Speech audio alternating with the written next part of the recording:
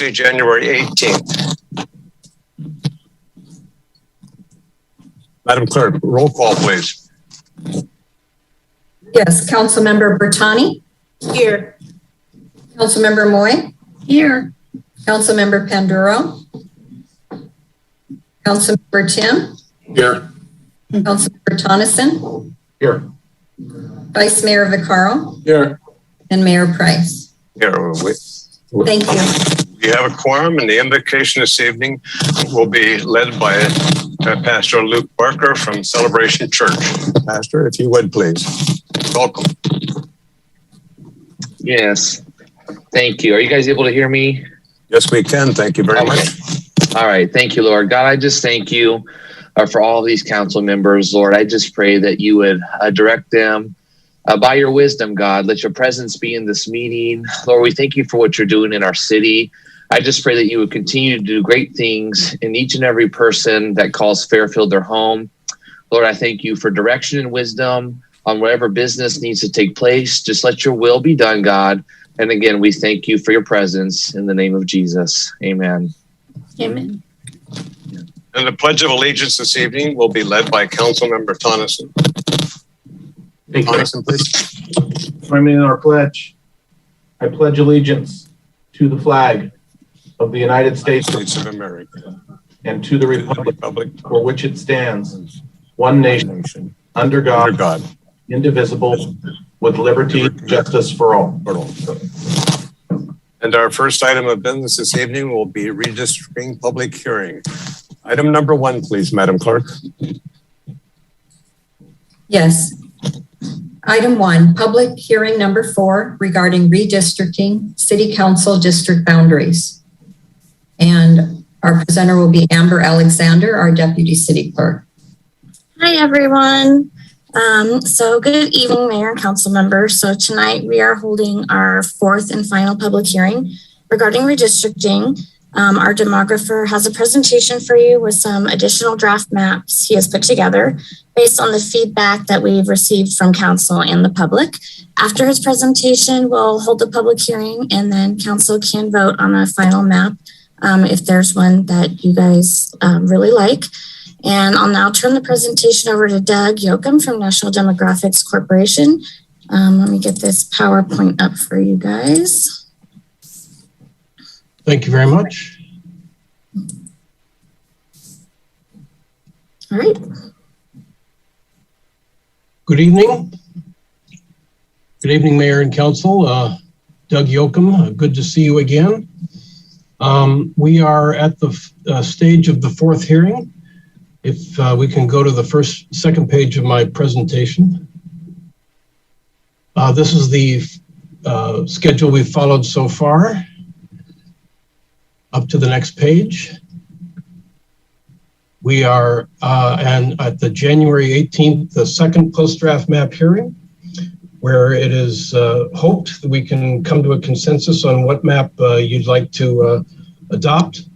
Then adopt that map this evening and make it part of your next meeting, an official ordinance that you then adopt officially, and you send your preference, and we will assist you in sending your detailed map to the County Registrar of Voters as your final map. And the deadline to do this, according to the state law, is April 17th.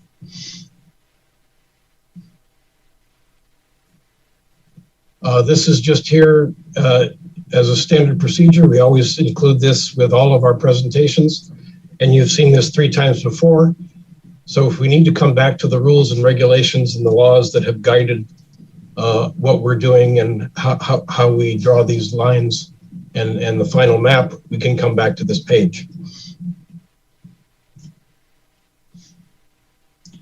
Here's your current district statistics.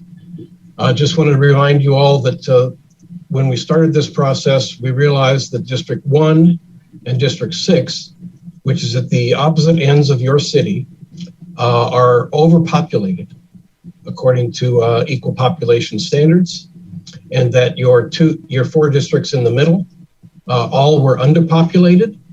So in classic redistricting concept, your 2 districts at the end would get smaller and your 4 districts in the middle would get larger. So let's go to the next page. These are your current districts, just to envision in your head that District 6 and District 1 have to get smaller, and the districts in between will have to get larger. Here is the draft map we first submitted at the first draft map hearing. This map would be population compliant. District 6 got smaller.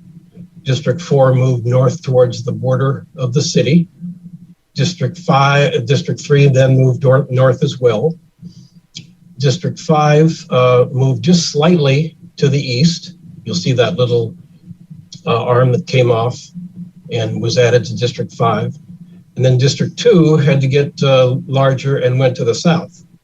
And it went all the way to the Cordelia Junction, and it came up to the 680 interchange there.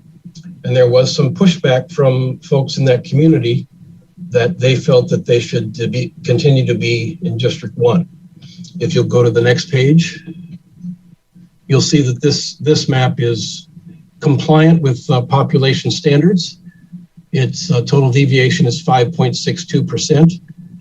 And the largest district overage is District 2 at 3%, and the largest district underpopulated is District 6 at 2.58. Go to the next page. Here is the second map that I've crafted for you, and I just want to point out that this is what the community testified for, moving District 1 back in containing all of Cordelia. And I want to show you no other districts were changed except for District 2, of course. I want to show you the results of this map on the next page. The deviation is way out of whack. By adding those 1,700 people in Cordelia to District 1, District 1 is way overpopulated at 9.7%, and District 2 is way underpopulated at 5.5%, and it adds up to 15%, which is not compliant with equal population standards as enunciated by the courts over the years. That's a total deviation of 15.2%. So this isn't going to work. If you go to the next page. So I said to myself, what can we do to fix this? And what I decided was, well, as an experiment, let's make all of the districts on the eastern side of the city equally populated, so that District 2 can then not have to move so much. Well, my hypothesis was completely wrong. By making each district on the east side of the city equally populated, and I'll show you that in the next slide with the population figures. This is all of them were under 1% for a total deviation of 0.51%. Amber, if we could go back to the map for a moment.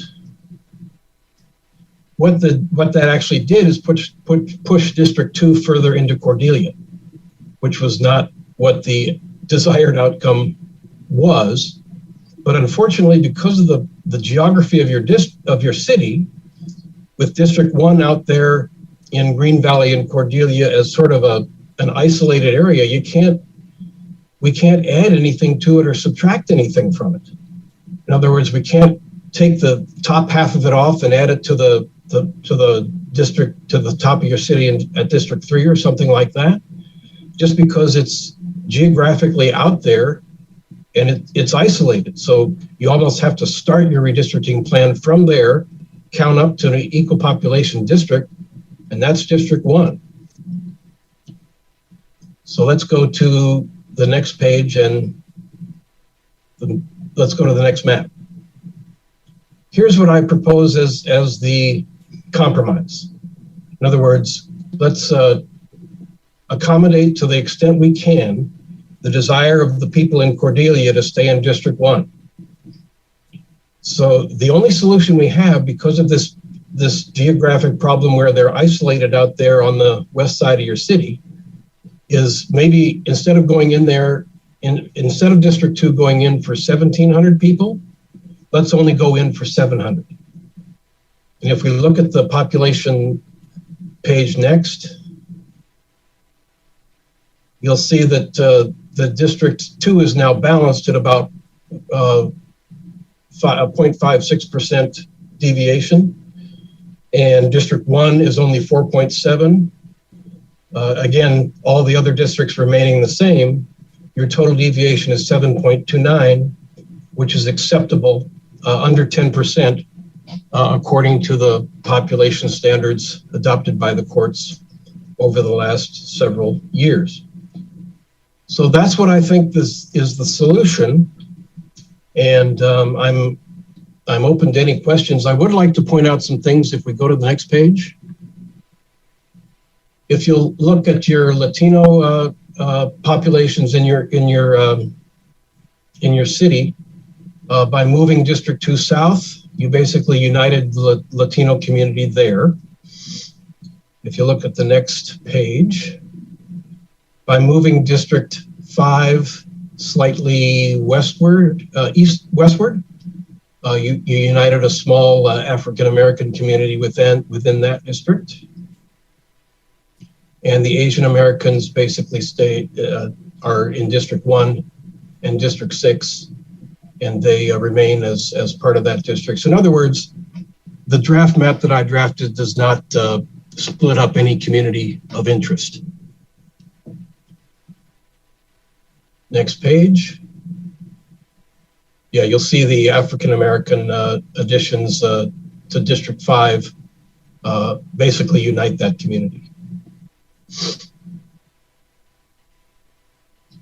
So at this point, I'm open to questions and looking forward to hearing from the public as to what they think we have done or not done. And I thank you very much for listening to my presentation.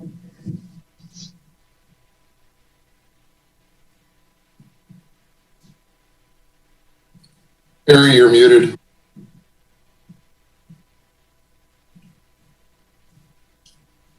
Councilman Tonneson, you had a comment you wanted to make, please?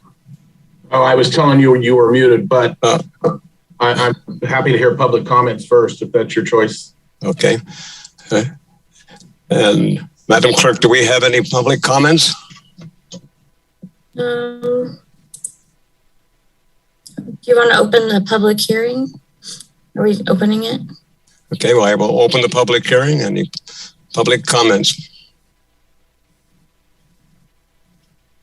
There's no one that wants to speak. Okay. No public hearing. So we'll close the public hearing. Any comments from council members, please? Councilman Tonneson. Yeah, so I'm not in favor of the map as it sits. Mr. Yoakum, when I spoke with you, I don't know, a few weeks ago, you said it wasn't possible, and then you called me back and you said, yes, it is possible to pull the ranch out of D2, but the numbers would be close. And now when we see this presentation, the numbers are, you said they would be under 10%, and now you're showing them over 15%. How did that happen? In my conversation with you, I did not have the numbers in front of me. So obviously my top of the back of the envelope, top of the head calculations were wrong. When I did go into the software and figure out how many people were there, the 1,700 people, as you can see by my second draft, makes the city out of compliance with equal population standards. So we have to be within 10. 15 doesn't work, and because of the geographic isolation, there is no alternative. And I did everything I can, I think, because unfortunately, just the way Fairfield is laid out, that western district has to be by itself. There's no other parts of the city that you can add to it or subtract from it to add, and then add a less populous part of the city. So there's just, I'm afraid, no alternative. So I guess my question, or I guess it's more of a, when we originally did the maps, we had all the council members living within, as the crow flies, probably 1.5 miles, 2 miles at the most of each other. And they were able to do a map with the council members that close. How was that, and how can we, where I'm going with this, and I guess I'm speaking to my colleagues right now too, is they're going to take the ranch out of voting for the next 2 years. So my choice would be to, is there any other way? It doesn't sound like you're, like there's any other way, but I would rather see, the ranch folks get to vote for when their time, next year. But if you're saying that's an impossibility, I guess I don't have to agree, but I'll take that. I'll take your word for that. You're absolutely correct. You don't have to agree, but I think the best we could do is limit the damage, so to speak, from 1,700 people to 700, so that not as many people are affected. And I don't mean to be argumentative, but that's another thing that I'm not in favor of, because you're going to split a whole neighborhood up. You're going to draw a line right directly through a neighborhood. You're correct about that, and that's up to you. We could go back to the original draft if that's the preference of the city. No, I'm good. I'll listen to my colleagues now. Okay. Any other comments, colleagues? Councilman Tim, please. Yeah, thank you, Mayor. If we can't keep the ranch in Cordelia, and Mr. Yoakum, what you're saying is it wouldn't stand a court challenge if you did that, then I would have to agree with Scott Tonneson in that I think it's probably then just as important then to keep them intact, whether they're in D1 or D2. I would not want to split a neighborhood. If you took the whole core of the ranch, then it looks like to keep them together, then we have to go to the previous map. Is that correct, sir? That is correct. Go with the original draft map as presented at the first hearing. Okay, then I would be in favor of at least keeping that core neighborhood intact and not split them off even more. Okay. Any other comments or discussion? Councilwoman Moy, please. You're muted, Kat. Thank you, Mr. Mayor. This right now is Councilman Tim's district. If he had a district, I mean, he still represents the entire city, as do I and the mayor. He knows best about that, so I'm going to listen to him. This is, again, he has, he knows that better than the rest of us because he does. That's his district out there. And just like I take care of the 3rd district here. And I agree that in a neighborhood, the ranch should not be split up. So I concur with Councilman Tim and Tonneson about going back to that original map, even though that's painful, and they will miss voting this year. Okay. Any other comments, colleagues? Councilman Tim, would you like to make that a motion? Yeah, certainly. And then I will make the motion then to approve the original map, and it keeps the ranch in D2 instead of splitting it up. So we're talking about map 201, just to clarify for everyone. Correct. And part of the motion should be which districts are in 2022 and which districts are in 2024. Okay. Any other Okay. discussion? No. Okay, is there a second to that motion? Can I see that map again, Mayor? Sorry. Yeah, go Yeah, ahead. it's best to put the map up and we'll make the election year designation part of your motion.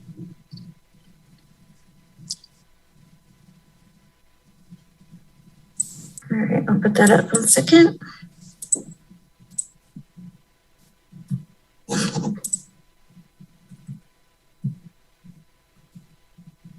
Okay, Mayor, my motion would stand then that D1 would have the election in 2022, and then D2, the original map, then would be in 2024. Mr. Yoakum, that is correct? Yes, District 3, I'll second that motion. District 3, And then including District 3 in 2022. and Correct. 4. I don't think 2024. they're changing any. What is 4 now? 2024. Okay, yeah. Oh, so Mr. Yoakum, then you want all the numerics. Yeah, I'm just making sure that your motion is compliant with the Fair Maps Act, which requires that the city designate which districts are elected in which years. Got it. So 1 and 3 would be 2022 in conjunction with the mayor at large. The others then would be 2024, correct? District 5 is going to be 2022 as well. Right. Thank you. I left out District 5. All right. So 1, 3, and 5 are 2022. The others are 2024. Very good. Okay, any other discussion? We have a motion on the floor. Second. Okay, it's been moved and seconded. Roll call vote, please, Madam Clerk. Yes, Vice Mayor, I'm sorry, Councilmember Bertani, Yes. Councilmember Moy, Yes. Councilmember Panduro, Yes. Councilmember Tim, Yes. Councilmember Tonneson, Yes. Mayor Vaccaro, Yes. and Mayor Price. Yes, motion carries unanimously. Thank you very much. Thank you. Thank you all. Thank you. Thank you, Mayor and Council. It's been a pleasure working with you. Thanks, Mr. Yoakum. I'll be in Thank touch you. with the staff. And we now move to council reports, please. Mr. Vice Mayor, would you like to begin?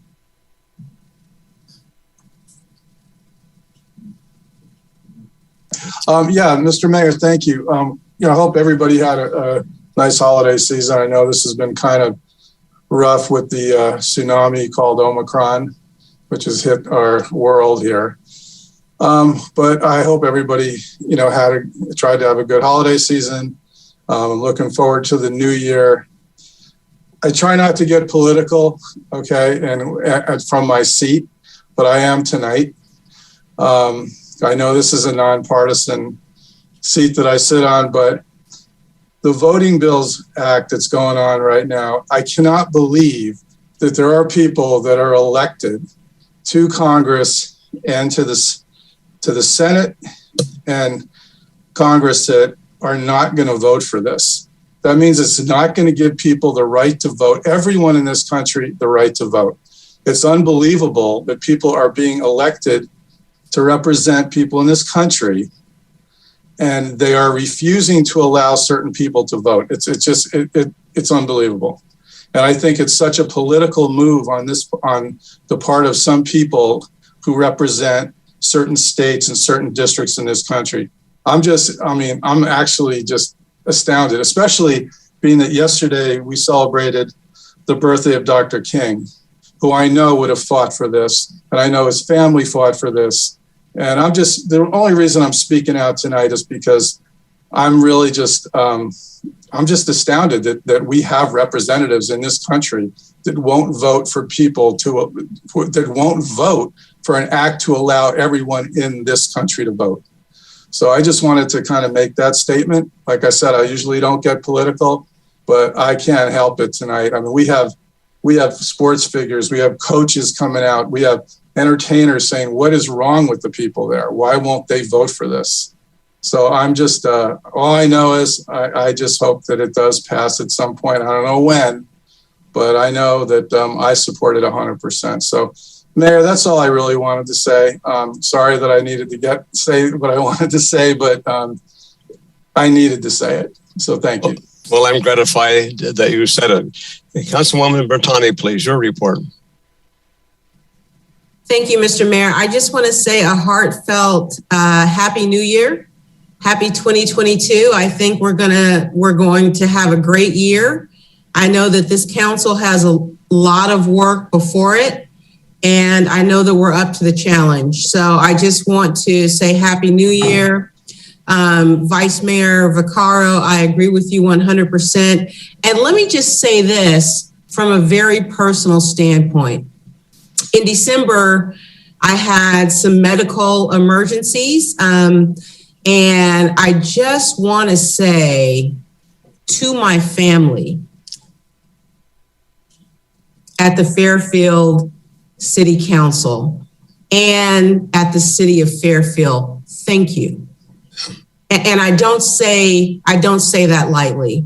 Mr. Mayor, Chuck, Rick, David, Catherine, Doris, our city attorney, Scott Tonneson, who even hand-delivered fudge to my door, which was the absolute best. Hey, Scott, we need to work on a patent and trademark for that fudge. I mean, forget about it. But I really want to say thank you. We truly are a family, and I've looked at all of you in a really different light. I felt your prayers. I felt your thoughts. I thank you for your calls. I am truly grateful to be serving with this city council. You know, we may not always agree on things, but we are always agreeable to each other. And so what you showed me in the last month is how you really feel about me. And I get emotional about that. So thank you so much to my family at the Fairfield City Council. Mr. Mayor, that's my report. And it is so good to see you, my dear. So thank you very much. Good to be seen. Yes, it is. Councilwoman Moy, please, your report. Thank you, Mr. Mayor. Happy New Year. And I'm so glad that our colleague, Ms. Bertani, is here and healthy, and that you felt our love, because we do love you. All of us love each other. At least I love you all. Catherine, you still owe me that chili. Girl, I'm bringing some. You don't, you know. And we'll ask Scott to make some more fudge for dessert. I wanted to say that I am so happy. You talk about colleagues, and we don't always sit around and clap for each other, but many of you called and urged that the city force the state to allow us to clean under Interstate 80, where we had an untenable problem with encampment. Kids were viewed having to stop and return to wherever they came because they couldn't get their bikes through there. It was a blockage of things. And then also it became a health hazard. It was it was just a mess. And many of you asked to have that done, and I kept hounding, and it was done today, most of it. And I want to thank our police chief and also everybody in Public Works because COVID has hit us too. And I want the public to understand that just like it's affecting you and your families and your work, it's affecting our employees. And so we may not be able to zippity-doo-dah get out there to do something. Our department heads are having to juggle and so on. So I just want to say how thankful I am that we finally got that done. And the city manager and I believe the city attorney are looking at ways for us to get permanent access so we can go in there and keep that thoroughfare open. It's a real public safety hazard. And it is also inhumane for the folks living in there. And many of them did not accept help today, which is usual with people who are mentally ill and or drug addicts. And so, we're going to have to keep pushing on this issue. But I'm thankful, and I'm thankful for my colleagues, and I'm thankful for everybody who went out today and made that happen. It was a big deal. The other thing that I wanted to bring up that I hope, Mr. Mayor, maybe we could agendize soon is the city doesn't look clean. And I'm not just talking about where we have folks living in tents and so on. Some of that's the Fairfield wind. Some of it is, again, we're overworked, our folks are. But we have citizens who go out and clean up all the time. And the city manager and city attorney have been helping me out on some of these issues in alleys and so on. And we do have things in place, Mr. Mayor, to urge or push businesses to clean their areas. And what I'm suggesting is that we talk about it and talk with the Chamber of Commerce and all the chambers of commerce to get businesses back online so we're all proud of the way our city, to clean the city up. And we can't just rely on our employees because it's not their job to clean up around businesses that aren't kept clean and so on. I don't want to burden businesses, but I want us to come to, an agreement that they're going to follow by the rules of this city, and there are rules. So I'd like to see that agendized, to look at everything that we can do to keep the city cleaner. It's important. That's how we draw businesses. That's how we feel good about our city. We don't want it turning into San Francisco. Absolutely not. So that's what I'm asking. Okay. And yeah. We will do. Thank you, Mr. Mayor. And thank you, everybody else. And Happy New Year again. Thank you. Thank you. Council Member Panduro, your report, please. Thank you, Mayor. Happy New Year, everyone. Thank you for joining us this evening. I'm just going to do a report on MCE. As many of you are familiar, myself and Councilmember Scott Tonneson were assigned to be on the board of directors for MCE, and we both have already attended a board meeting and started doing monthly one-on-one calls with our representative for Solano County. And so I just want to give a quick update because things are going to start coming in the mail, and I just want to make sure our residents are aware of what's coming down the pipeline for them. So some of you may not know what MCE is, so I just want to give a quick definition. So it's a public not-for-profit electricity provider that gives all PG&E electric consumers a choice of having 60% to 100% of their electricity supplied from clean renewable resources. And so as of beginning in April, enrollment's going to begin.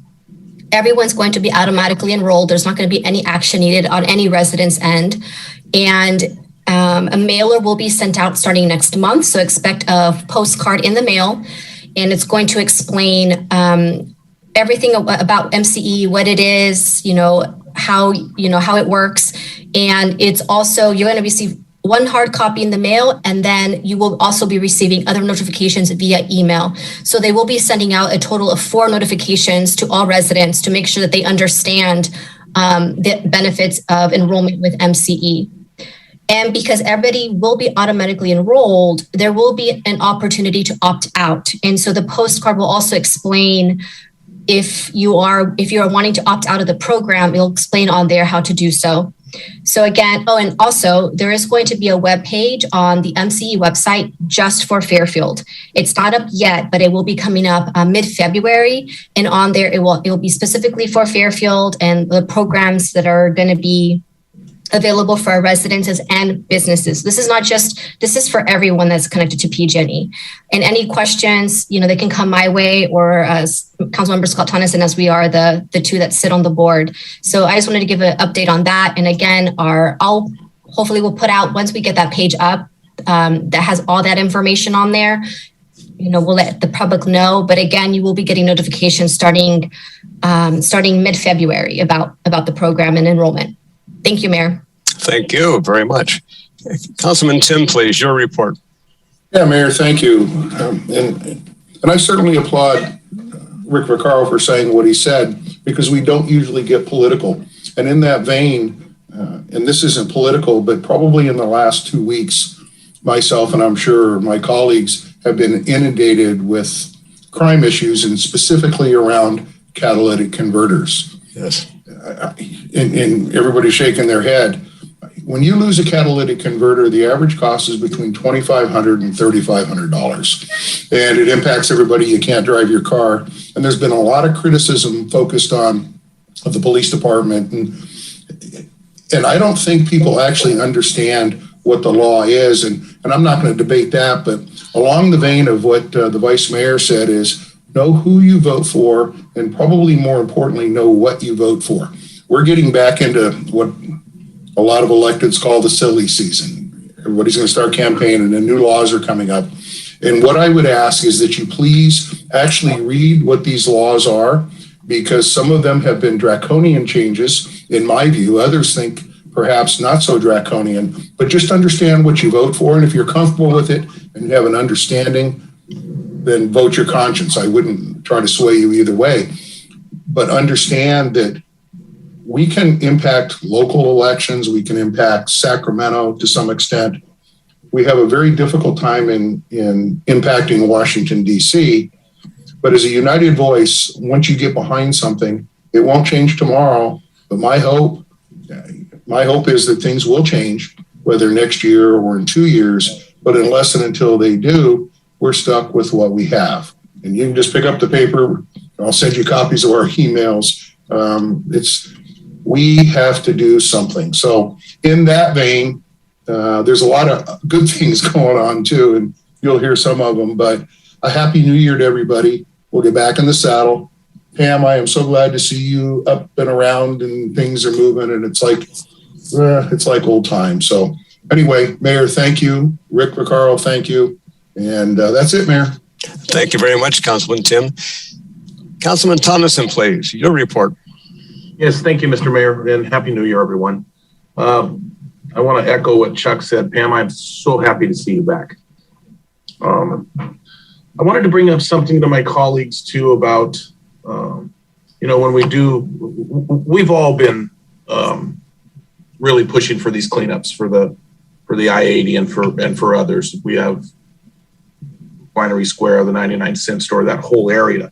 But what I'd like to ask, and I don't know if this is something that we need to agendize, but whenever a new subdivision goes up or any building goes up in our town, we send out a letter letting everybody know, within 1,000 feet or whatever the number is. I'm wondering, and I'm trying to get a feel for what my colleagues think is, if we did that when we do these cleanups, not the small camp cleanups, but these large cleanups when there are going to be folks that are going to be going to other businesses, would you be in favor of having something go out saying, hey, there's going to be this encampment cleanup today? Or would that be something you guys would be in favor of? Okay. Yes. I don't know if that's something we have to agendize, but maybe we can talk about it down the line. I think it's a wonderful idea. Okay, cool. And then lastly, I just want to wish my father-in-law, Lee Odell, or some of you know him as Tanny Odell. His birthday is tomorrow, and he'll be 89 years old. And Chuck, his index is lower than ours. Well, thank you very much, Councilman Tonneson. And tonight I should like to report on a couple of interesting things. I've been spending some early evenings after dark downtown, and particularly that area where we do the Christmas tree lighting ceremony. It is very reassuring, and it was again last night too, to be downtown for about half an hour and just watching the families. The lights in that part of Fairfield really make it almost the same as day. And small children feel comfortable walking away from their parents because everybody's looking after everybody else. So that's exciting. And for me, it's a transition to a better way of life in downtown Fairfield. But I also would like to share this with all of you. And this is sponsored by the Solano County Library Foundation. On June 25th, that's a Saturday, a Juneteenth celebration of African American culture, migrating and moving forward. It'll be a dinner, lots of good speakers at the Hilton Garden Inn. And one of the things that I'm excited about is the art exhibit of the Great Migration with artists, presentation by David Bruce Graves, an African-American inspired dinner, African-American cultural literary resources. Put it on your calendar, colleagues, because it's going to make Fairfield stand tall and makes you feel very proud of what you're doing. And I also have been spending some time, even though my Latin teacher in high school said nice boys don't travel in alleys, I've been traveling the alleys downtown. And today it was very reassuring to see some folks, business owners, out there cleaning up all the debris, particularly around the banks. So that's the end of my report, and I hope that this new year is going to be a blessed one for all of us, and especially for those people that we were elected to serve. So thank you very much. Are there any changes to the agenda, Mr. City Manager? No, sir. Okay, so we'll go then to your report, sir. Yes, thank you very much, Mr. Mayor. Real quick, one thing I wanted to check in on there, Councilwoman Moy, you'd requested, agendizing the discussion of, those cleanups at private properties and all of that. Is that something that you would be okay with if we added that as a part of the council's strategic goal setting session? Because I think it overlaps with quite a few other things that we're talking about. And I just want to make sure, we're really organizing as best as possible, the efficient operation, because I think it really does, it's in context of a broader conversation in terms of cleanups. And so I just wanted to check, are you comfortable with that if we go that approach in terms of time frame? Yeah, absolutely. That's a good time to talk about it. I just want to make sure that when it comes later that we take action on whatever we decide. We need to not just talk about things. We need to have goals and we need to accomplish them. So yes, the answer is yes. Okay, thank you very much. And thank you.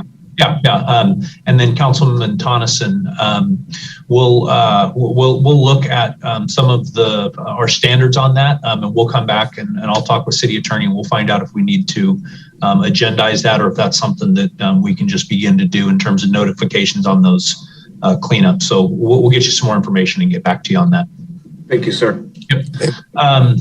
A couple of quick items just to also update you and the public on. So on December 22nd at our last meeting of last year, we had quite a robust conversation on LLMDs and some funding issues on those.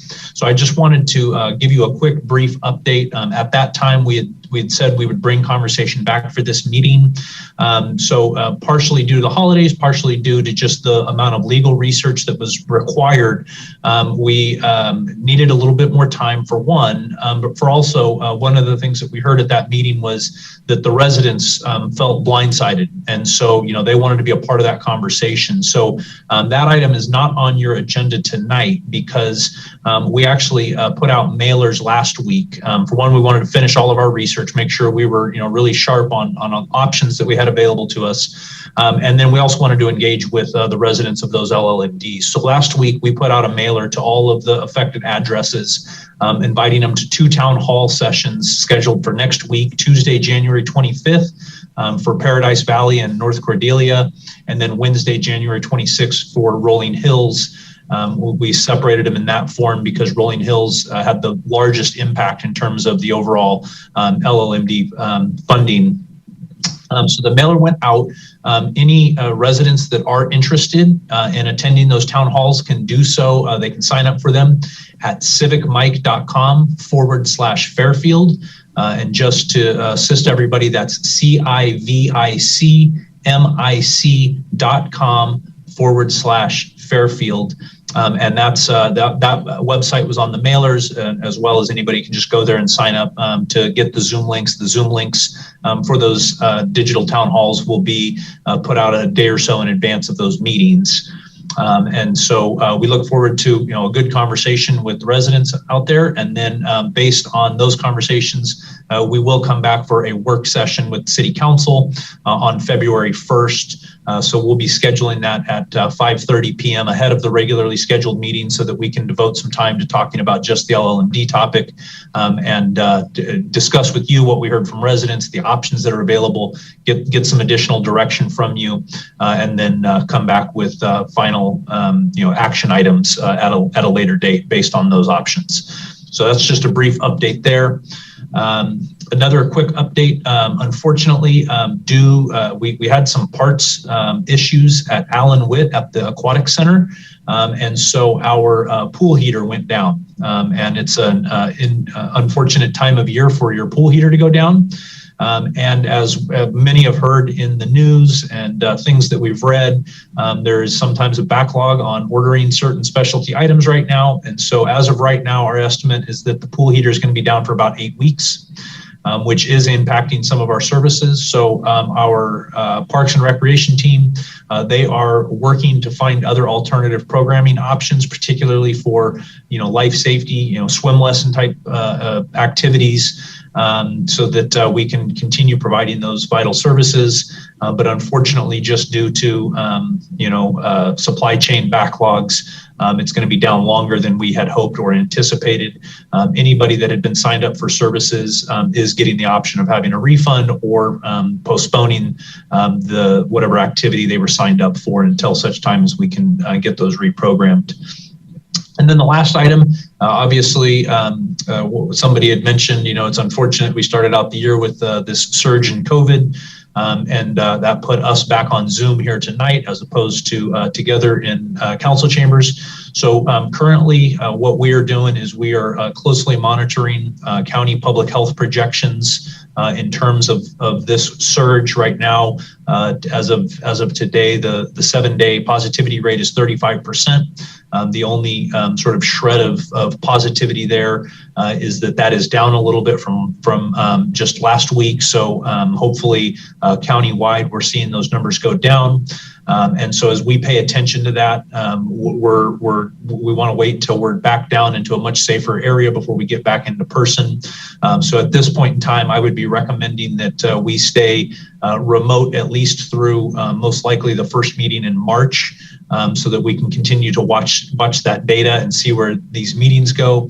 And if for any reason the surge starts to really dissipate any quicker than then we can bring that back. Now, in conversations with many of you, I know there is a sort of a preference for in-person.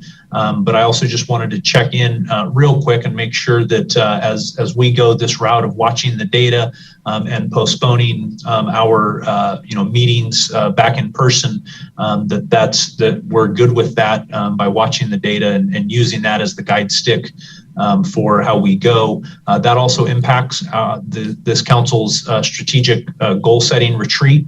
And so, we have been looking for times where we could reschedule that. But priority number one is safety. As Councilwoman Moy pointed out, our city staff have been hit with COVID, as many folks out there have been. And I also want to, protect the safety of the public as well as this council, in doing a retreat at a point in time, preferably in person, where we can all be together. Okay. Thank you. Thank you, Mr. City Manager. And there are no changes to the agenda, are there? No changes to the agenda. I see Councilwoman Bertani raised her hand there real quick. So did you have a question? Yeah, thank you, David, for your update. And I just want to say that, I have discussed this with you, David, in our, bi-weekly meetings, but I would really hope that the city council does not indefinitely put off our strategic planning meeting.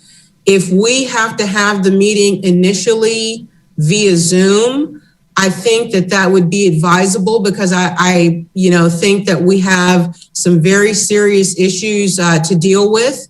And I would hope that we wouldn't put that off indefinitely, waiting for the COVID pandemic to subside. So there are very creative ways that we can use Zoom. I know, in my experience at work at the Franchise Tax Board, there are ways to have breakout sessions, and there are ways to, have a pretty robust dialogue, even on Zoom. And, if we have to have a follow-up session where we do have an in-person meeting later on this year, that's great. But I would just caution us to indefinitely putting off our strategic planning session, because we have a lot of things to discuss, and Zoom, we can do it. We can do it via Zoom, maybe initially, and then have a follow-up meeting. So I just wanted to put a plug in for that. I don't know if that needs to be agendized or so that we can discuss it more fully, but I'm really strongly urging us to make sure that we have our strategic planning session sooner rather than later, and to use the technology like every other organization is using, in the country. I think it's important that we meet. Thank you. Sir. Councilman Tim, please. Or, I'm sorry, Mr. Vice Mayor. Thank you, Mr. Mayor. Yeah, I concur with Councilwoman Bertani. I think there are many issues in the city we need to deal with.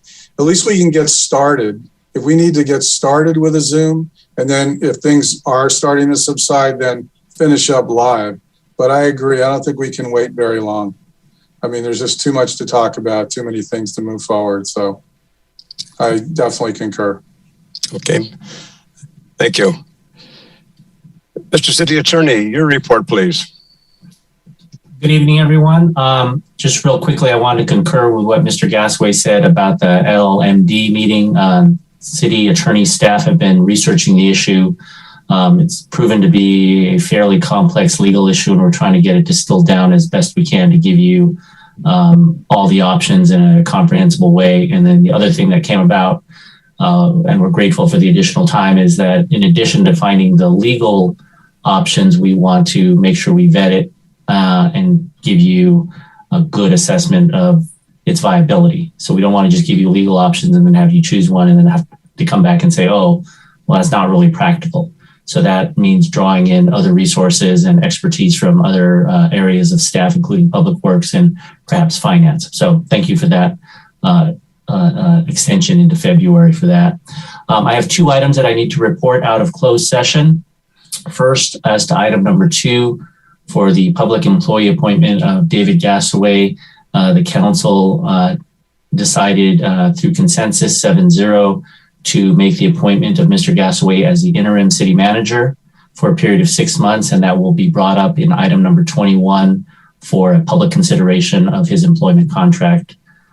And in item number 3, in conference with legal counsel for existing litigation in the matter of Bonnie Kessner et al. Versus City of Fairfield et al., which is a Santa Clara County Superior Court, docket number 20CV364054. I can report out to the public that the City Council approved 7-0 a settlement with Bonnie Kessner for Ms. Kessner to dismiss the claim against the City of Fairfield in exchange for the city absorbing the court costs, which estimated will be about $150. So those are my 2 reports out of closed session. Okay. Thank you very much. Madam Clerk, your report, please. Thank you, Mr. Mayor. Just one item. Also, Happy New Year, everyone. I just wanted to thank Valley Strong Credit Union as they adopted a section of Nelson Road. That's it. Okay, thank you. And then we turn to presentations, if you would please, Madam Clerk. We have one presentation. Yes, presentation, item 2, proclamation for Amy McGinnis Honey's 40 years of service. And our presenter will be Councilmember Moy. Thank you, Madam Clerk and Mr. Mayor. Before I read this, I would like everybody to know, the public to know that Amy McGinnis Honey, you probably have seen her byline there. She's there, gorgeous as always, is one of my best friends. And so I have a bias, and so I'm telling you up front. And many of our colleagues, former and current, contacted me and asked if the mayor might do a proclamation for Amy, naming today as Amy McGinnis Honey Day. And I just want to say that I'm just more than honored. We never knew. I came to work at the Daily Republic about 9 years after Amy started. And I always knew that she would last there. I thought as long as the building, that was always the joke. But anyway, I also have colleagues there that do want to speak, and Amber said that she could have them speak after I do this. But it is a huge honor for me to do this for Amy. And I know everybody in the city who's ever looked at the Daily Republic knows of Amy's writings. You don't probably know so much about her. She's the most precious human being I've ever met. But here we go. This is from the office of the mayor of Fairfield, California. It's a proclamation. Amy McGinnis Honey Day, January 18th, 2022. Whereas Amy McGinnis Honey was hired as a correspondent for the Daily Republic in January 1980 and joined the staff full-time in March 1980. And whereas Amy is an exceptional community journalist who has been honored at both the state and national levels for her journalistic efforts. And whereas Amy has faithfully served our community for 42 years, providing news and feature articles to readers. And whereas Amy has collaborated with Seroptimus International of Central Solano County for nearly 2 decades to showcase exceptional women and teen girls in the community. And whereas she has provided excellent coverage of the Solano County arts and entertainment communities since 2005, actually probably before that. And whereas Amy is known as the kindest person to ever grace a newsroom. And whereas Amy was always available to help anybody in the Fairfield community and happy to tell their stories that are the fabric of our city. And whereas Amy is a final member of the Daily Republic staff involved in the creation and execution of the very popular Class of 2000 project, which saw a team of reporters and photographers chronicle members of the class as they made their way through their 4 years of high school. Now, therefore, I, Harry T. Price, Mayor of the City of Fairfield, do hereby proclaim January 18th, 2022 as Amy McGinnis Honey Day in the City of Fairfield, and ask you to join me in recognizing and celebrating Amy's influence and her professionalism on local media for more than 40 years, and congratulating her on her well-deserved retirement. I love you, Amy, and thank you, Mr. Mayor. Thank you. Amy, your comments, please. I hope can you hear me okay now? Yes. We can now, yes. Thank you so much. Well, quite honestly, I'm very humbled and I'm very honored. And I was just thinking earlier, Tony Bennett may have left his heart in San Francisco, but my heart will always be in Fairfield and Suisun City. And thank you, and especially those of you I recognize on the screen that I've worked with over the years. Harry, I believe the first time I met you, you were still teaching at Vanden High School. So it definitely goes back a ways here, don't we? Oh, we do. So thank you all. And again, I'm very honored and humbled, and I have thoroughly enjoyed meeting the members of my community and working with them. And as I say, it has been a once-in-a-lifetime experience. Thank you. Well, congratulations, and thank you very much. Thank you. Thank you. We turned out. Hold on. Yeah. Mr. Mayor, there's a couple of people Yes, by all means. No, please. Who are here to embarrass Amy. So Amber will handle that. Yes, I have Rowena. Go ahead, Rowena.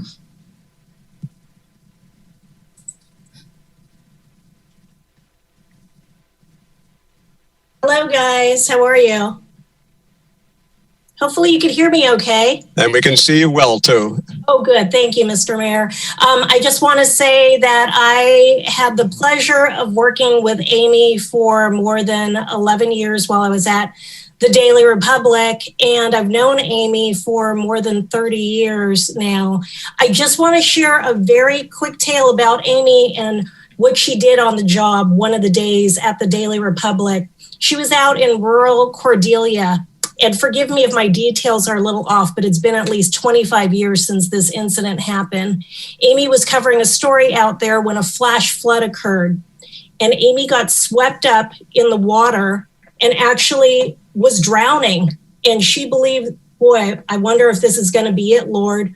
When at that moment, there was a tree branch that was illuminated by a light up in the sky. And I know that that was Jesus. So Amy grabbed onto that tree branch, pulled herself out of the water, the flood waters, and literally saved her own life. And I remember telling Amy later when we saw her in the newsroom, she was covered in bruises, black and blue. It had looked like that she had been in a really bad car accident. And I said, it's clear that God has a plan for you after this accident. She went on to be the mother of beautiful twin girls. And then she went on for many, many more years to be writing for the Daily Republic. She's been the eyes and ears of the community. She's also given people a voice in all of her hundreds and thousands of stories. And, you know, Amy is an honest person. She's a good person. She has a wonderful heart, a heart of gold, and she's full of integrity. And in our business, Catherine, I know you can vouch for this as journalists. That's really all we have is our integrity. And I've learned so much from Amy. She's been a mentor to me when I started at the Daily Republic. She continued to be mentoring me during my time now with Fox 40, giving me stories, being a really good source, a deep source, if you will. And I just want to say I'm very blessed to know Amy. She's been a blessing to all of us. Congratulations. The Daily Republic will not be the same without you day in and day out. And I love you with all my heart, Amy. God bless you. Thank you. Thank you, Rowena. Thank you. All right, and then next I have Judith. Let me bring Judith in.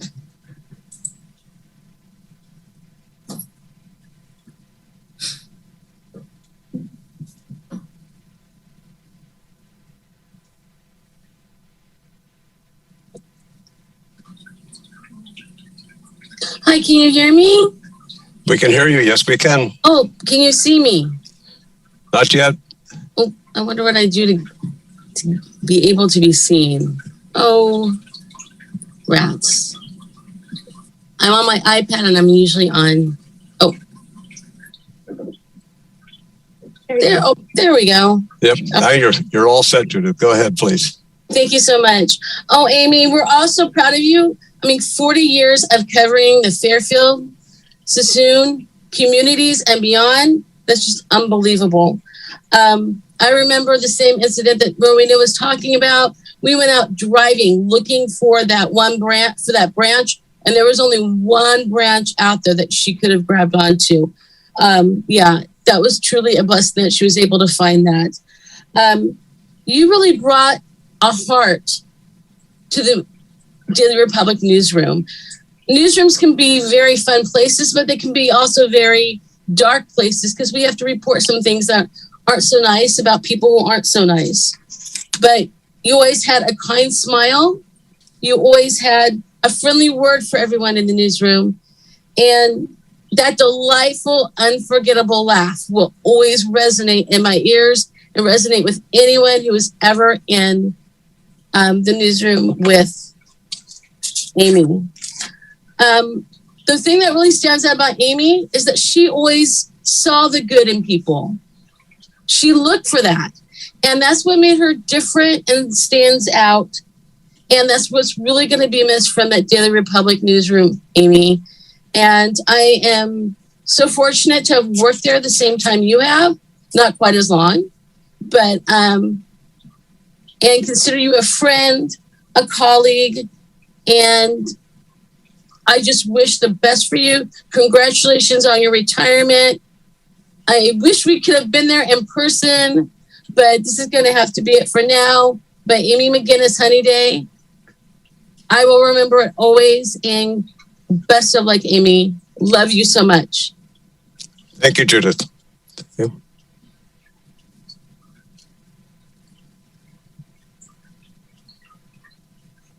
Are there any other speakers? Okay. Thank you. So now we'll turn to public comments, Madam Clerk, if you would, please.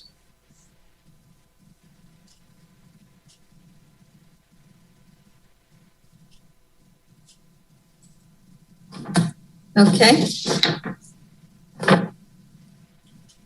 Public comments. Persons wishing to address the City Council on subjects not on the agenda, but within the jurisdiction of the Council may do so at this time. The Council cannot discuss or take action on matters not on the agenda for this meeting, but Council members may briefly respond to statements made or questions raised by the public, ask for clarification from staff, refer the matter to staff, request staff to report back to the Council at a subsequent meeting, or place the matter on a future agenda.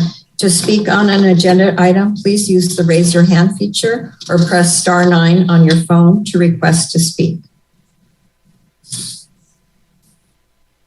And Brian will let us know if there's anyone holding.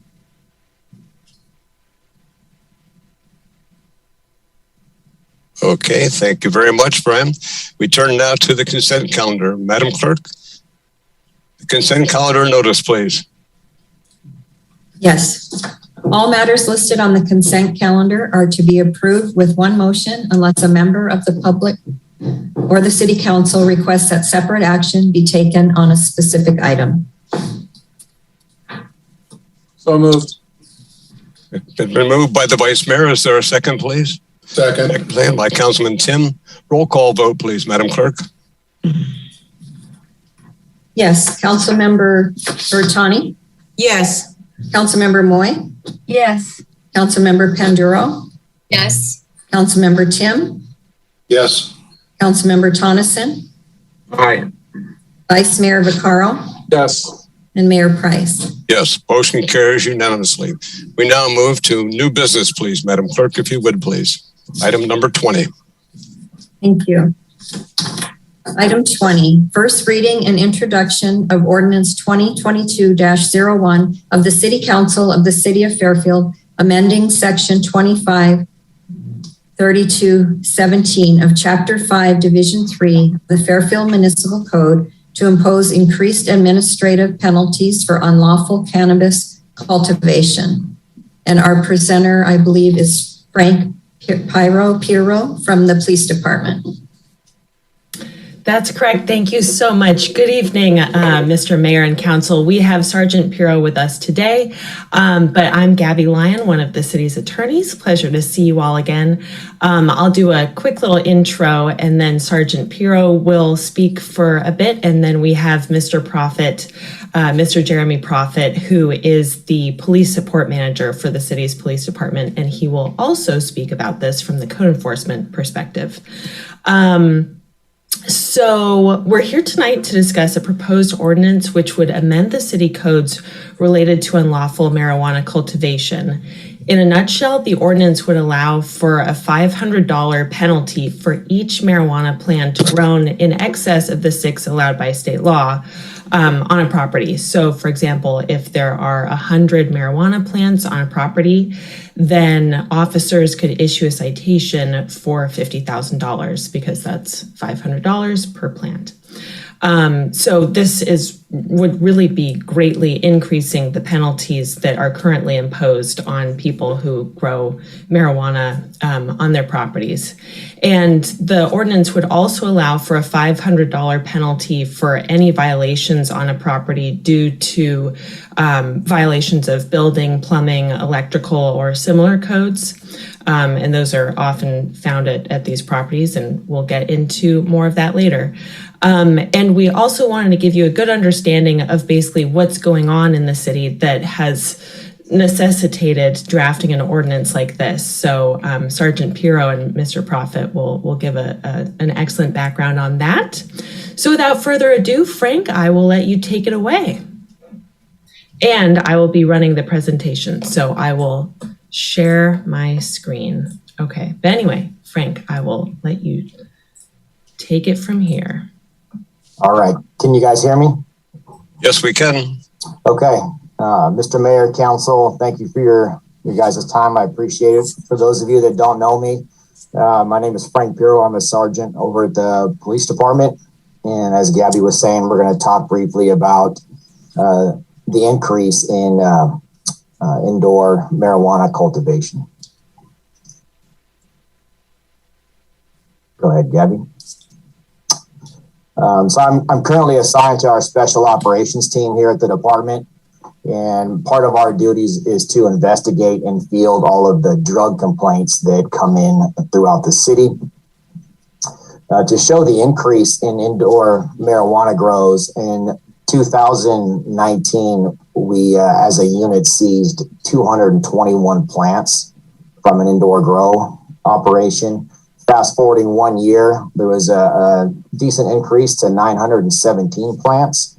And then last year, we really went up and we seized 10,762 plants from illegal indoor marijuana grow operations.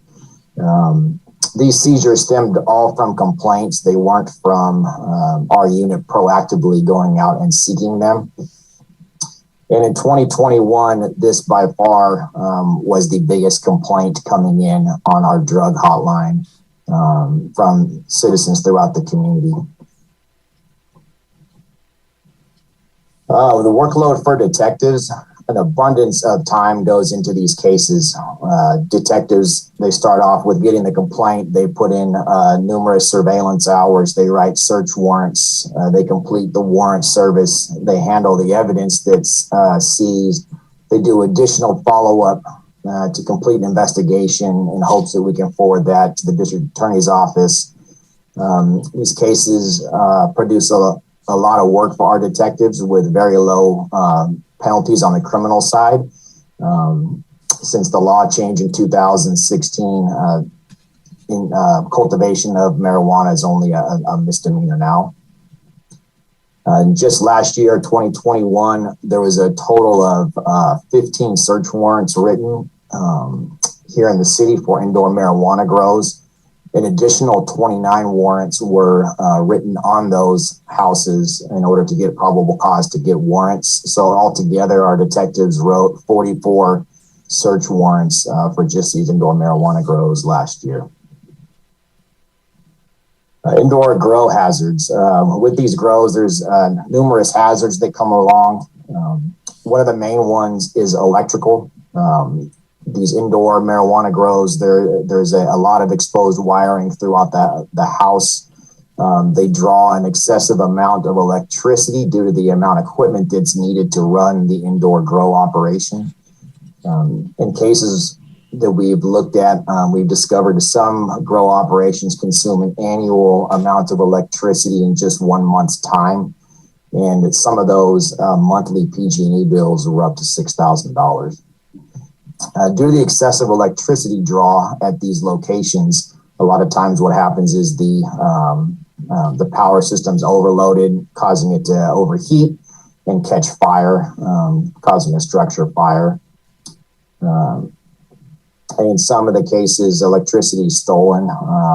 Some of the individuals that are operating these grow operations, they will hardwire, bypassing the meter to the house and go straight to the electrical wiring on the outside to steal the power coming in. In just over a year's time, our special operations team has responded to 5 residential fires due to these electrical burn-ups. In addition, there's a lot of pollution that could come with these. The indoor grows, there's often a lot of fertilizers and pesticides used. Got some photos there of some various chemicals at the different locations we've been at. These chemicals are sometimes drained into the sewer system. As you can see here, they had a drain line going right into the toilet there and also the sink on that photo. What happens here is there's a watering system that waters the crops. Those chemicals are put into the watering system and then ultimately drained into the sewer. One case last year, our unit responded to a house that was flooding. The water was coming out the front of the house, down the sidewalk, and into the storm drains. In addition, there's oftentimes a lot of black mold that grows into these homes. As you can see in these photos here, with the uptick in the elevated temperatures and humidity, mold often forms throughout the structures. Violent crime is something that comes along with these. Indoor marijuana grows are a very, very lucrative business. And because of that, home invasion style robberies can occur. It hasn't been recent, but I have responded to one of these in the past to just show that they do and then they can occur. The growers do know that this happens, which is why they heavily fortify their locations. As you can see in the photos here, there's metal doors made with bars. And in addition to those, there's often bars on the windows on the inside. We've seen things like 2x4s with brackets going across doors to prevent people from coming in. In addition to the hazards, they're just a neighborhood nuisance as well for the citizens out there. Some of the main things that I get when I field these complaints of the citizens complaining about is obviously the strong odor of marijuana, just kind of permeating through the neighborhood, lack of upkeep in the property. A lot of times there's just people that come by every so often so that the yards and things aren't taken care of at these locations. And also noise complaints from the construction that goes into setting one of these places up, and the continuous noise from the fans that are ran daily. So what has caused increased grow in Fairfield? These first couple of bullet points are somewhat my opinion, just from fielding these and working in this area. As I mentioned before, there's hardly any penalty. There's only a misdemeanor, which we go out and take one of these grows down. If we end up taking somebody into custody, they get released on a citation. Majority of these grows are in newer style homes, newer, larger style homes. We have a lot of those in Fairfield, and more of them are being built. The bigger the house, the more they can pack inside. We're right next to the Bay Area.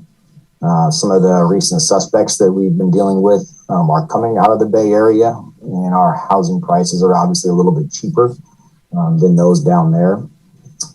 As I mentioned before, this is a very lucrative business. It's not unusual to find several hundred to 1,000 plants inside of a house.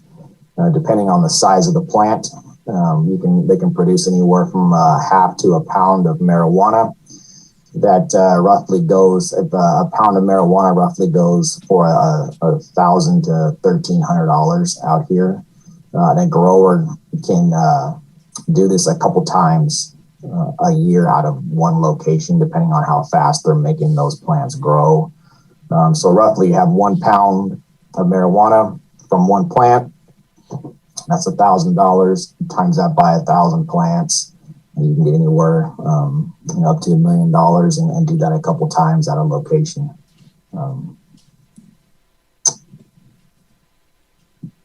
And I don't know if you want to do questions now or if you want to go right into Jeremy Prophet's slide. Are there any comments or questions first? Not saying done. Want to continue, please? Good evening, Council, Mayor, and Fairfield. So code enforcement perspective, again, I oversee the code enforcement units. And before I get in this too much, I can't thank our detectives and our code enforcement and really all city staff. This has been a community team effort to address this quality of life issue. Not only code enforcement, but detectives, but also planning and building have all been a part of tackling these cases with the change in laws and to make sure our neighborhoods are safe. So as you'll see in 2019, the total cases code enforcement started partnering with our detective unit, and we only opened 6 cases in 2019. You'll see 2020, we jumped to just 7 total cases. And then as you'll see in 2021, we jumped all the way up to 20 total cases. These are total homes that have been red tagged. So involving building, involving planning, involving code enforcement to ongoing inspections and continued work to make sure that these houses are restored back to their intent purpose. And that's for families to live into them and not have these extensive large grows. Next one. In 2021, plants recovered, and this is through code enforcement, 3,690 plants removed, 100 plus pounds of processed plants removed. And as you can see, these are actual code enforcement cases, photos. They'll transform an entire 1 to 2 story house into a full size grow from top to bottom. That's the attic space. That's your average bedroom. Anywhere that there's square footage that they could build on and expand, they will do that. So these are normal homes, transform them into pretty serious and dangerous inside grow houses. And just like Detective Pirro described, I mean, anybody could have a home that's a grow. You don't know, they could be your neighbor, but thanks to our community and being the eyes and ears, they've tipped us off to a lot of suspicious activity in grows. So you'll see as of 2021, we've had 10 red tags in the east, 6 in the west, 2 in central, 1 in the south, and 1 in Cordelia. So really they're all over our community, and this is just 2021. So again, potential hazards not only to our neighborhoods, but our officers that are responding to these cases. Recently in December 2021, we went into an indoor grow, massive indoor grow, and they're using carbon dioxide to pump into these homes on every level to grow stronger, bigger plants. It's a key recipe, lighting in carbon dioxide. Imagine if you walked into firefighters respond to something, or our officers or code enforcement or city staff respond. Worst case scenario, they could become unconscious and become serious and pass, or the folks that are tending to these homes could become deceased as well, based off of these deadly recipes that they're putting together between pumping large amounts of CO2 into these fixtures.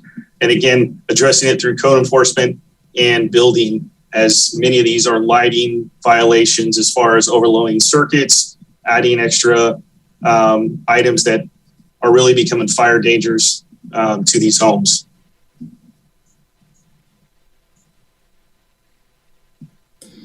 All right, thanks, you guys. That was great. Should I give a moment to see if there are any questions specifically for Jeremy on code enforcement? Colleagues, any comments or questions? Seeing none, we'll continue, please. Okay, all right, perfect.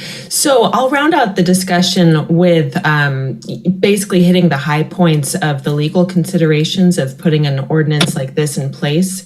So just to give an understanding of what the current enforcement action is limited to. Currently, officers can only issue administrative citations according to the city's regular schedule. And so that would be $200 for the first offense, $500 for the second offense, and $1,000 for the third offense. So it's really just a very light slap on the wrist and not much of a deterrent to these people who are growing millions of dollars worth of marijuana plants in their properties.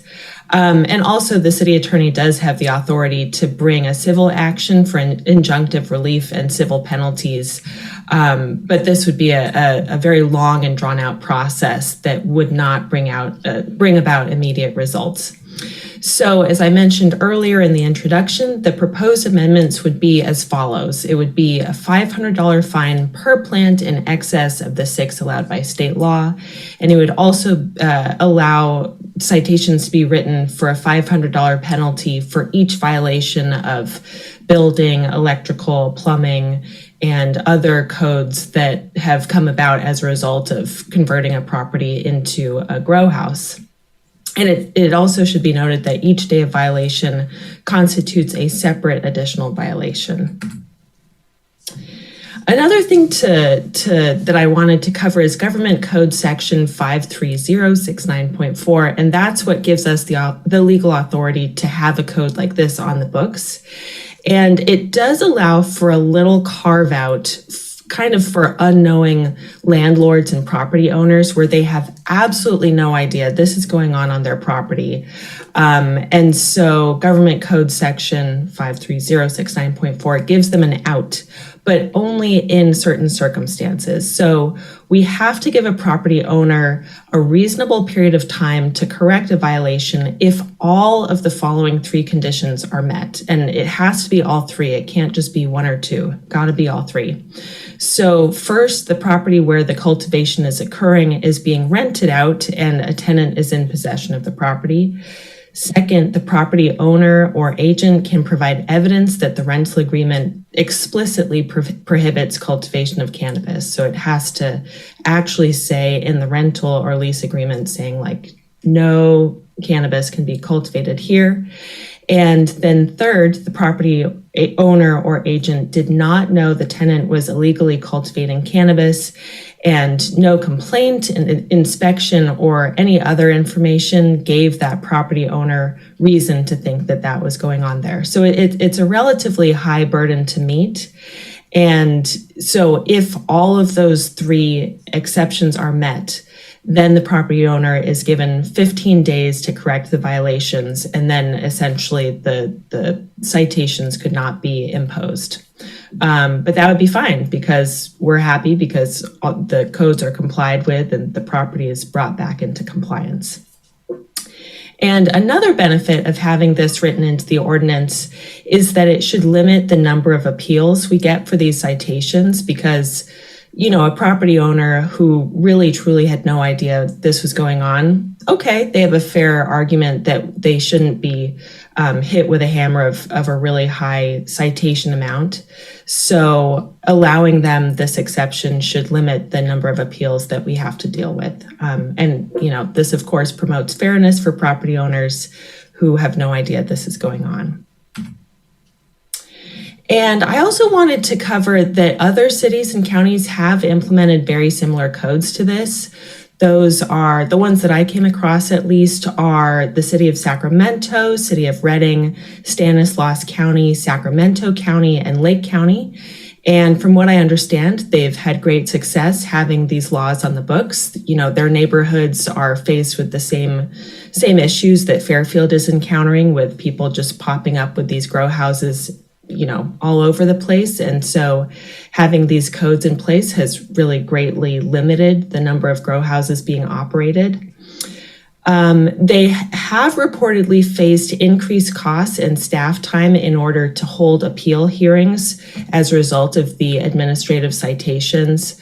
I did read something that the city of Sacramento had to hire 4 full-time attorneys just to handle the appeals because there were so many citations being issued that were appealed. But as I mentioned before, I think that having that 15-day correction period for property owners who have no idea what's going on, that should really limit the amount of appeals that happen. Because when a citation is appealed, the hearing officer doesn't have the authority to reduce the dollar amount. All they have the authority to do is say, yes, I affirm this citation, it was issued properly. Or no, I find that, the facts show that not all of the elements of this violation have been met, and so it shouldn't have been issued in the first place. So people who are legitimately operating a grow operation, it seems not very fruitful to file an appeal because they're not going to get very far.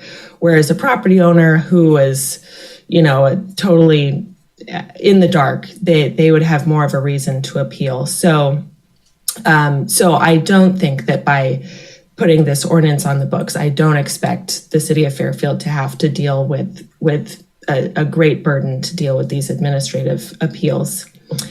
And of course, the expected increase in administrative penalty revenue should greatly exceed the cost to the city to handle any appeals. We do expect it should bring in quite a bit of money to the city's coffers. So with that, I know that we did not have any questions for Frank or Jeremy earlier, but I'm happy to answer any questions. And if any questions came to mind, we are happy to answer them now, or our contact information is listed here. So feel free to email or call us with any questions after the fact. Any comments or questions? Seeing none. Thank you. You had to. Yeah.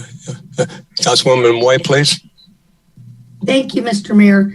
So are most of these grow houses owned by the people, or are they rentals? Does anybody know? Frank or Jeremy, I'm sure either one of you can. Yeah, I was trying to unmute my screen. So we found a combination of both. The majority are rentals, but there are some cases where they are owned as well. So then my question is, if they are rentals, or most of them are rentals, the homeowner and not the people who actually did it are going to have to pay the fines? So the officers actually would have the discretion to issue the citations to the tenants or the property owners, whoever they find to be in violation. The benefit of issuing it to the property owner is that any unpaid fines could ultimately be placed as a lien on the property. So, you have your property as collateral. The city will definitely be able to collect that money. But yeah, officers would have the discretion to issue the citation to the tenants or the owner. Okay. I would like very much, in a perfect world, you would be nailing the people who actually did it and were making the $1 million or 500,000 or whatever it is. And, I could see where a landlord might not know. I'm just saying. So, all right. Thank you. Thank you. Councilwoman Panduro, please. Thank you, Mayor. You talked about, if you can talk about a little bit more about the 15-day correction. And so what does that look like with regards to the landowner? Like what steps do they have to take, or on your end, what does that look like, or for you to accept it as a correction after the 15 days? Jeremy or Frank, would either of you want to handle that, or I'm happy to speak to that? Sorry, I was just trying to unmute. So the correction in 15 days, working with a tenant and doing some investigative work through, code enforcement and finding out that there was no involvement, or we had the proper, they had the proper paperwork in place saying that there should not be cannabis cultivation on our property.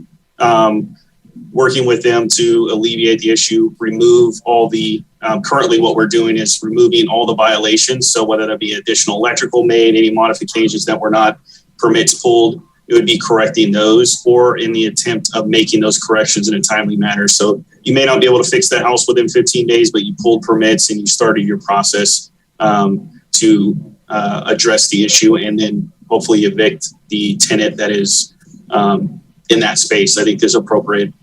action from city staff and code enforcement. Okay. Councilwoman Bertani, please. Thank you, Mr. Mayor. So, Gabby, is there, or David, is there a way that we can make this ordinance a strict liability ordinance? Meaning that if you're caught doing it, you're done. So, is there any way to mitigate the appeal process and make this more like a strict liability offense? And for those of you who don't know what that is, that just means that, you know, a strict liability offense means that if you are caught doing these enumerated things, you are guilty and there is no way out. It's strict liability. So, David or Gabby, is there any prospect of strengthening the bite of this ordinance by making it a strict liability ordinance in some way? I'm happy to address that. So Government Code 53069.4, that does require that people who are found to be in violation and are cited, they do have to have the ability to appeal the citation decision. And so the way that would work, just from a very high level, they would appeal it within the city. They would have to exhaust all of the procedures there. And so within the city, our city manager would appoint a hearing officer to hold a hearing to, they would admit evidence and hear from the parties and from city staff to determine whether the citation should be upheld. And once they make a decision, that decision is final. There are no further administrative processes within the city. But of course, that could be appealed to the Superior Court, that decision. And so that's statutorily mandated by that government code section. So the answer to my question is no. Yes. Yeah. Okay. And then is the hearing officer is the hearing officer required to be a California state attorney or not? No, there's no requirement. It's set out. So the appeal procedure for these citations would follow the same process for any other citation issued by city officers, and it's set out in the municipal code in Chapter 1. And I was just reviewing it earlier. The city manager shall appoint the hearing officer, and the hearing officer may be a city employee, and there's really no requirement aside from that. So no, they would not have to be an attorney. Okay, thank you. Councilman Tonneson, please. Thank you, Mayor. Is it just for residential or is it commercial too? This would not be limited only to residential properties. My understanding is that that's where all of the grows have occurred. And Jeremy or Frank, feel free to correct me if I'm wrong. But these citations could be issued to people operating in commercial structures as well. Okay, and then you said, and I'm sorry if I missed this, it's $500 per plant. But in the first section, you said the first fine is X, the second fine is X, and the third fine is X. Yes, yeah. So, when it happens on the second time this happens or the third time this happens? Sorry to cut you off. Yes, so the ones that I was listing, the first, second, and third, that's the city's just general regular citation schedule that for any citations issued within the city, and that's the current status quo of what citations are limited to be. But with this new ordinance in place, if it were enacted, it would allow there wouldn't be a first, second, and third citation limited to just the $200, $500, or $1,000. It would just be a straight $500 for every plant in excess of the 6 allowed by law. And that the same citation could be issued on a daily basis because each day is a new and continuing offense. Although the way that the grow operations are investigated, officers would cut down all of the plants. So it's not like they would hit the house on a Tuesday and the plants would continue to be growing on Wednesday. So in essence, the answer to your question is that the citations would be calculated as $500 times the number of plants on the property. Regardless of how many times you hit the same house. Correct. Yes, if the same house, if they were slapped with a fine and then decided 6 months later to do the exact same thing, it would still be the same. There would not be an increase to the $500 per plant. Why? Okay. Any other council comments? Okay. Councilmember Tonneson, did you ask why that's the case? I did. Well, to be honest, we did not consider that fact. I was, we were thinking that once a property is shut down, if they're stuck with a citation for $50,000 or $100,000, that's going to be enough of a hammer to prevent them from doing it again. We could update the draft to allow for an increase if the same operators are doing the same thing again. We could definitely rewrite that and redraft that. Okay, thank you. Okay. Any other comments, colleagues, questions? Okay. Do we have any public speakers on this item, Madam Clerk?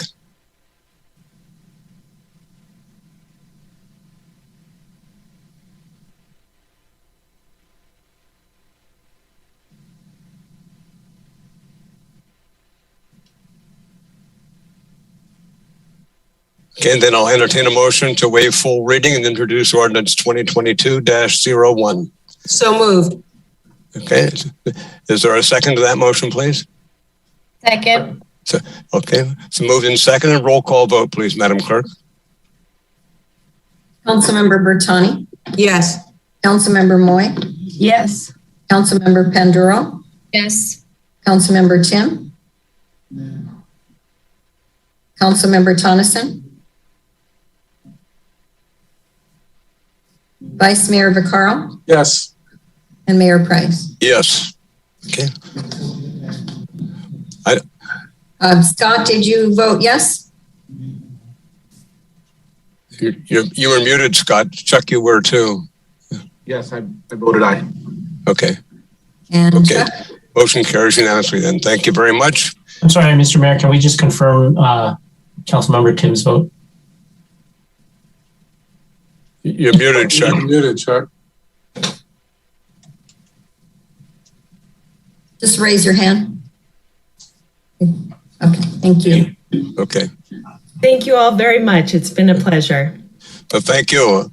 Thank you. What an education. Holy mackerel.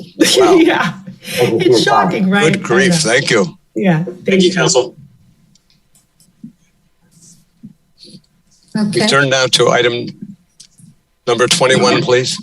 Okay, item 21, resolution 2022-15 of the City Council of Fairfield approving the interim city manager employment agreement between the City of Fairfield and David Gasway and amending the salary schedule. And our presenter is our City Attorney, David Lim. Thank you, Madam Clerk, and good evening, Honorable Mayor, members of the City Council. I bring before you Resolution 2022-15 to approve to approve the employment agreement for interim city manager David Gasway. As I reported out during my reporting period, this was discussed and negotiated in closed session per law, but this is a public contract for a public employee, so it must be approved in public. However, because the council has already gone over the terms during the negotiation process, I will be brief. The public has had a chance to read this agenda report and the employment agreement since this was posted last Thursday. As we talked about in the negotiations, this is an employment agreement to elevate acting city manager David Gasway to the role of interim city manager for a period of 6 months, retroactive to December 31st, 2021. He will be subject to a evaluation by the City Council on or about April 4th, 2022, which is the 4-month period of the 6-month period. Some other important terms for the public to know is that at any point in time during the 6-month period, the council or Mr. Gasway can choose to terminate the interim city manager relationship without the provisions of Fairfield Municipal Code 2.7 or 2.8, which requires a 30-day notice period. Mr. Gasway has a right, an absolute right of return to the acting or to the assistant city manager position if he is terminated without cause or chooses to voluntarily leave the interim city manager position. After 6 months or any time during the 6 months, if the city council wants to formalize the relationship between Mr. Gasway and offer him the full-time city manager position, they can do so. They would need to renegotiate the contract at that point in time with Mr. Gasway. They can also extend the 6-month period in writing with Mr. Gasway if they need more time and want to extend the interim tag past the 6 month. His salary amount is going to be the same as it was for the previous city manager, which is $270,504. And again, that salary and benefits is retroactive to the pay period that began on December 31st, 2021. That is the summary of what we talked about in closed session. And again, it is posted for everyone to look at. So I'll entertain any questions that the council may have. Any questions for the city attorney? Seeing none, do we have any public speakers on this item? Madam Clerk?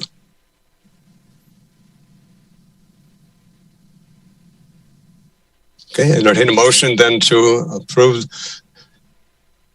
the resolution. It's been moved by the Vice Mayor and seconded by Councilwoman Moya. All in favor? Roll call, Madam Clerk. Yes, Councilmember Bertani. Yes. Councilmember Moy. Yes. Councilmember Panduro. Yes. Councilmember Tim. Yes. Councilmember Tonneson. Aye. Vice Mayor Vaccaro. Yes. And Mayor Price. Yes, the motion carries unanimously. Thank you very much. There is no other business before this body tonight. We are adjourned until Tuesday, February 1st, 2022. Thank you very much. Be careful. Good night, family.